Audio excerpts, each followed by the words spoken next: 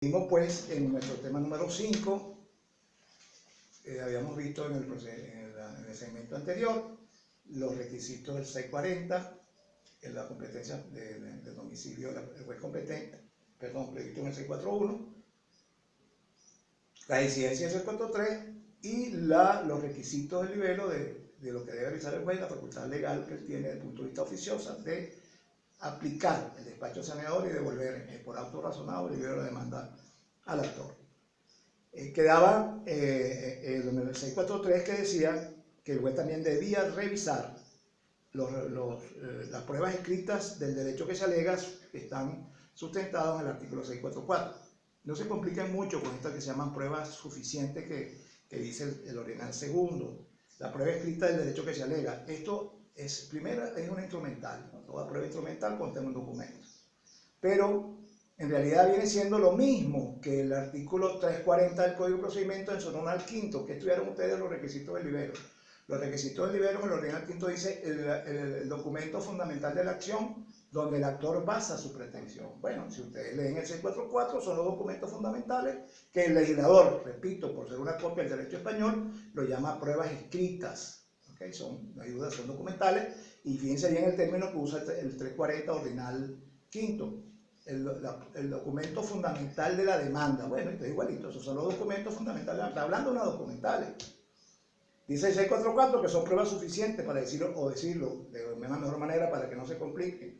Documentos fundamentales de la demanda, a los fines indicados en el artículo 643, los instrumentos públicos es una documental, los instrumentos privados es una documental, las cartas misivas son documentales, admitidas en el Código Civil, las facturas aceptadas es una documental desde el punto de vista mercantil, las letras de cambio, el derecho cartular, los títulos de crédito, pagaré, cheque o cualquier otro documento negociable. Les dejo ahí la posibilidad de que pueda aparecer otro documento negociable. Entonces, estos son los requisitos del documento fundamental, donde debe fundamentarse, y valga la redundancia, el actor. Repito, instrumentos públicos, instrumentos privados, las cartas misivas admitidas en el Código Civil, las facturas aceptadas, las letras de cambio, pagaré, cheque y títulos de crédito, y cualquier otro documento negociado. ¿Ok? De acuerdo. Fíjense que el artículo 646 nos está enseñando de que si la demanda, dice el legislador, estuviera fundamentada en instrumentos públicos, instrumentos privados reconocidos o tenidos legalmente por reconocidos, facturas aceptadas, letras de cambio, pagarés o cheques o cualquier otro documento negociable, el juez, a solicitud del demandante, decretará, fíjense el término que utiliza, porque este es un procedimiento ejecutivo, no habla de embargo preventivo, habla de embargo provisional de bienes muebles, provisión de nada y gravar, y bienes inmuebles y o secuestro de bienes determinados, que son las mismas precautelares que ustedes conocieron en el procedimiento, cuando hablábamos de procedimiento cautelar. Pero no utiliza el legislador embargo preventivo, sino que habla de embargo provisional. Yo creo que el legislador en esta oportunidad se enredó un poco, pero bueno. Si no fueran de estos documentos, de estas pruebas, de estos documentos fundamentales, para que no nos compliquemos, del 646, de su encabezamiento, dice, en los demás casos, si no existieran documentos de este tipo, por ejemplo, un documento privado propiamente dicho, porque fíjense bien que el legislador habla aquí de privado reconocido o tenido legalmente por reconocido, que desde el punto de vista probatorio tiene el mismo valor probatorio que un documento público. Pero si es un documento privado ordinario, para darle una calificación, para diferenciarlo de los reconocidos, este documento tendrá que prestar solvencia, ¿ok?, suficiente para responder de los posibles daños por la medida que se decrete. Bueno, eso es las fianzas que prevé el artículo 590 que estudiaron ustedes en el octavo semestre. Esta ejecución de las medidas decretadas será urgente y quedan a salvo los derechos de terceros sobre los bienes objetos de la medida. Ustedes ya saben suficientemente ya, porque lo estudiaron para la primera evaluación, lo que es la oposición al embargo, y no creo que sea necesario volver a comentarlo. En el caso particular de la devolución de cosas fungibles, recordemos también igual cuando hablábamos de la ejecución de la sentencia, cuando se trataba de cosas fungibles que podía suceder, bueno, aquí también tiene algo parecido, el 645. Dice que cuando la demanda que se refiere a la entrega de la cantidad de cierta cosa fungible, el demandante deberá expresar en el libelo. Acuérdense ustedes que la cosa fungible se consume, desaparece, o sea, tú no puedes devolver los mismos cambures, los mismos tomates, los mismos panes, porque eso desapareció. Entonces tú puedes devolver algo igual o lo que pueda valer con el dinero que pueda valer esos bienes. Dice aquí, repito, deberá expresar en el libelo la suma de dinero que estaría dispuesto a aceptar si no se cumpliera la prestación en especie para la definitiva liberación de la otra parte. En este caso, si la considera desproporcionada la suma indicada ante proveer sobre la demanda, podrá exigir al demandante que presente un medio de prueba donde conste el justo precio o el precio corriente de la cosa en el mercado. Es aquí un poco romántico el legislador, pero bueno, está la norma ahí y habría que cumplirla, ¿de acuerdo? Entonces, en el caso particular de la cosa fungible, el actor en su libelo puede indicar qué cantidad de dinero él estaría dispuesto a recibir por no poderle devolver las cosas fungibles que él había dado en una oportunidad al deudor y este se comprometió a devolverla en una oportunidad subsiguiente, no hay duda. Aquí encontramos algo interesantísimo. Hemos venido hablando desde que ustedes empezaron a estudiar procesal y teoría del proceso, de que toda demanda tiene una cosa que se llama acto de admisión. El acto de admisión es dual. ¿Por qué yo lo llamo dual? Bueno, porque si el acto de admisión admite la demanda, es un acto de mero trámite y mera sustanciación que no es apelable. Si un acto de admisión niega la admisión de una demanda, es una interlocutoria con carácter definitiva, que es negativa de admisión de demanda, que es denegación de justicia, y esa denegación de justicia es una sentencia que tiene una sentencia definitiva que tiene carácter una interlocutoria, disculpen ustedes, con carácter definitiva que es apelable en ambos efectos. Eso sería el acto de admisión ordinaria. En este procedimiento en particular hay una cosa que se llama decreto de intimación, o sea, cambia el nombre. Acuérdense ustedes cuando hablábamos del 640 que decíamos que tenía 10 días apercibidos de ejecución si no devolvía, si no entregaba las cosas, si no devolvía el bien mueble. ¿Ok? Fíjense entonces que vamos a conseguir que aquí el acto que admite la demanda que cumple todas las exigencias que ya revisamos del 340, 640 y 643, el juez lo va a admitir, pero no a través del procedimiento de admisión, del acto de admisión ordinaria, sino una cosa que se llama decreto de intimación. Y el 647 dice, el decreto de intimación será motivado y expresará el tribunal que lo dicta, el nombre y apellido domicilio del demandante y del demandado, el monto de la deuda, con los intereses reclamados, la cosa o cantidad de cosas que deben ser entregadas, la suma que a falta de prestación de especie debe pagar el intimado conforme lo dispuesto en el 645 y las costas que debe pagarse. Estas costas en el 648 dice que es el 25% de la cantidad demandada, no el 30% cuando hablábamos de la ejecución, en los temas 1, 2 y 3. Aquí es el 25%. Y las costas que debe pagar con el apercibimiento, con el aviso percibido, ese es castellano, el derecho es castellano, doctores, estudiantes, bachilleres, el derecho es castellano. Ustedes creen que estamos hablando en chino, no estamos hablando en castellano, por eso que el abogado tiene que saber los significados de las palabras y saberlo utilizar correctamente. Lo que pasa es que los abogados tenemos palabras técnicas, igual que los médicos tienen palabras técnicas sobre apendicitis o cáncer no sé qué cosa, tienen términos técnicos que yo no voy a utilizar porque no los conozco, igualito los abogados también tenemos términos técnicos, no hay duda, cada profesión tiene sus términos técnicos. Y las costas que deben pagarse, el apercibimiento, el aviso de que dentro de los plazos de 10 días de despacho, a contar de la intimación, del llamamiento a juicio, deberá pagar o formular su oposición y no habiendo oposición, se procederá a la ejecución forzada. Fíjense bien que este decreto de intimación es completamente diferente a un acto de admisión.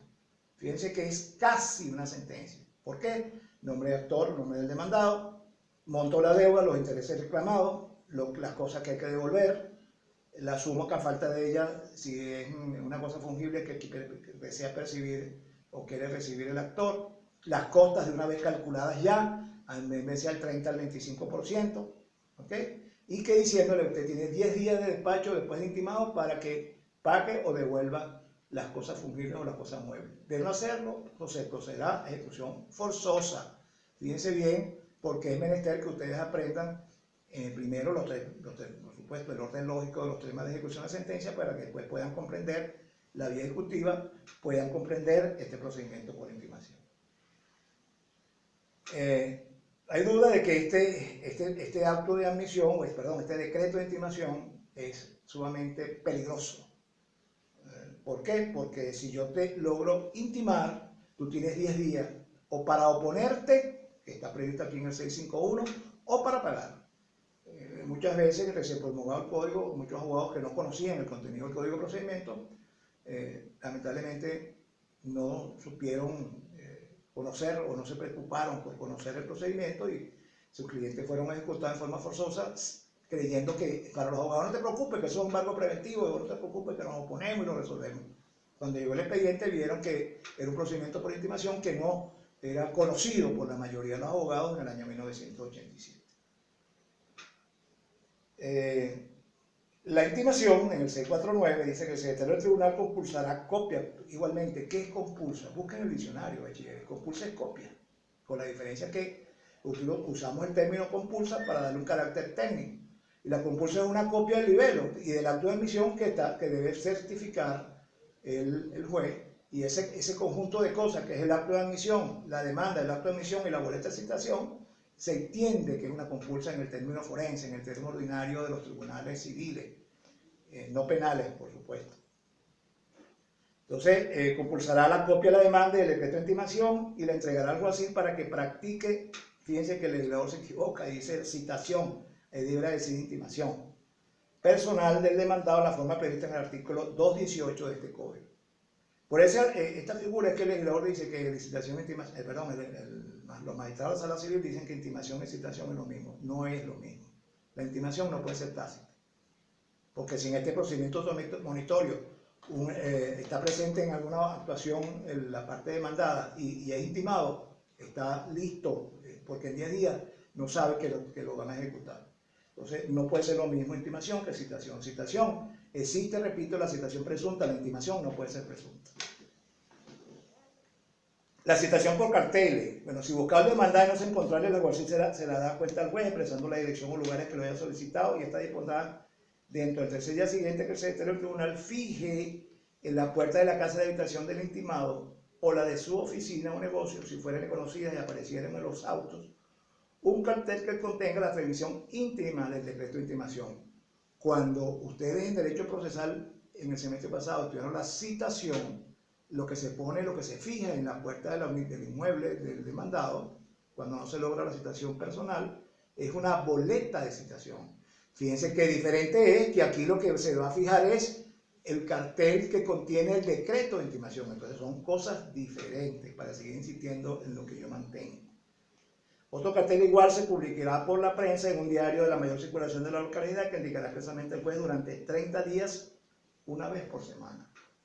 Recuerden ustedes que la citación, por la cual sigo insistiendo, es diferente. La citación es un cartel publicado en 2 oportunidades con intervalo de 3 días entre uno y otro. ¿Okay? Y el cartel que contiene la boleta de citación. Aquí no. Aquí el cartel son... el cartel en un diario de mayor circulación durante 30 días una vez por semana, o sea que son 4 carteles de citación y los carteles de citación que contienen el decreto de intimación. Entonces no es la boleta de citación, por lo tanto no son iguales. El secretario pondrá constancia en el expediente de todas las diligencias que se hayan practicado en virtud de las disposiciones de este artículo y el demandante consignará en los autos los ejemplares del periódico en que hubieran aparecido los carteles. Recuerden ustedes que para que realmente empiecen a correr los lapsos para la contestación de la demanda, tienen que haber 3 actuaciones: publicación, consignación y fijación por parte del secretario. Si no hay, no digo en esto, en todos los procedimientos, en cualquier procedimiento, tienen que darse las 3 cosas. Cuando no es posible lograr la citación in facies, la citación personal del demandado, repito, publicación, consignación y fijación. Los secretarios han tomado una cuestión que no es cierta, porque la ley no da un orden exacto, de que si tú no has publicado, ellos no fijan. Y si tú no has consignado, tampoco fijas. No, eso no tiene que ver. Pero bueno, como diría un profesor nuestro de la Simón Bolívar, eso es una corruptela procesal. Digo pues, consiguiendo el comentario del 650, cumplir las diligencias anteriores, si el demandado, en este caso debería ser el intimado, no compareciera a darse por intimado, y aquí utiliza el legislador por notificado, dentro del plazo de los 10 días siguientes, la última constancia que aparezca en autos, por haberse cumplido las mismas, el tribunal nombrará un defensor al demandado con quien se entenderá la intimación. También quisiera decir esto, que la misma sala también lo usa, ¿no? La ley no llama eso, por eso era en el Código 16. El Código vigente no habla de defensor ad litem. Y la Sala de Casación Civil usa el término ad litem como si fuera una cosa. Eso no es jurídico. Eso es una cosa que viene rodando desde el Código del 16. Y de hecho, el último Congreso Latinoamericano de Derecho Procesal se decidió aconsejar que se eliminaran los latinazos de las leyes, porque eso no tiene ningún sentido. Ya el latín, ya ni siquiera los bachilleres en este país, o sea, ya ni siquiera son bachilleres en ciencias y humanidades, son bachilleres y cualquiera puede estudiar derecho. Entonces, si tú no sabes latín, ¿por qué te van a poner a hablar latín? Y ya esas normas o esos preceptos romanos han desaparecido de las legislaciones modernas. Entonces, no hay duda después de que en este caso el tribunal nombrará al defensor o al demandado con que encenderá la intimación. El 651, después de toda esta explicación, que me encanta darla porque este procedimiento, aunque no es muy usado, y ya van a ver por qué no es muy usado, o muy utilizado, perdón, por los abogados, o por nosotros los abogados, es un procedimiento que tiene muchas cosas para hablar de derecho, y a mí me encanta, por supuesto, hablar de derecho. Y podrán haberse dado cuenta de que en los artículos siempre he hecho unos comentarios mucho más amplios que en una clase de otro tema diferente a este. El 651 nos tumba todo lo bonito que habíamos venido hablando. El intimado deberá formular oposición dentro de los 10 días siguientes de su intimación personal practicada en la forma prevista en el 649 a cualquiera de las horas fijadas en la tablilla a la que se refiere el 192. En caso del artículo anterior, el defensor deberá formular oposición dentro de los 10 días siguientes, si fuera necesario nombrar un defensor, en cualquiera de las horas anteriormente indicadas. Si el intimado o el defensor en su caso no formular oposición dentro del plazo mencionado, no podrá ya formularse y se procesará como sentencia pasada en actualidad de cosas jugadas. Fíjense bien lo que dice aquí. Si el intimado o el defensor en su caso no formular oposición, ¿okay?, dentro del plazo mencionado, no podrá ya formularla porque le precluye la oportunidad para hacerlo dentro de los 10 días que hemos hablado ya hace rato. Se procederá como sentencia impasada en actualidad de cosas juzgadas. ¿Por qué? Porque se procede con ejecución de cosas forzadas, como dice la parte final del 647. Entonces quiere decir que con solamente decir el demandado, su apoderado o el defensor judicial que se nombre, me opongo, se convierte este procedimiento en un procedimiento ordinario, tal como dice el 652. Formulada la oposición en tiempo oportuno por el intimado o por el defensor en su caso, del decreto de intimación quedará sin efecto y no podrá procederse a la ejecución forzada y se tendrá citadas las partes para la contestación de la demanda en un procedimiento ordinario, la cual tendrá lugar dentro de los 5 días siguientes a cualquiera de las horas indicadas en la tablilla que se refiere al 192, sin necesidad de presencia del demandante, continuando el proceso por los trámites del procedimiento ordinario o el breve, según corresponda a la cuantía de la demanda. Entonces, fíjense bien que todo esto tan bello que explicamos se acaba cuando después de intimado, dentro de los 10 días siguientes, el deudor puede decir me opongo y se acaba el procedimiento de intimación y llegamos a un tedioso procedimiento ordinario o breve dependiendo de la cuantía. Con esto terminamos, bachilleres, el tema número 5. En el próximo segmento hablaremos del tema número 6.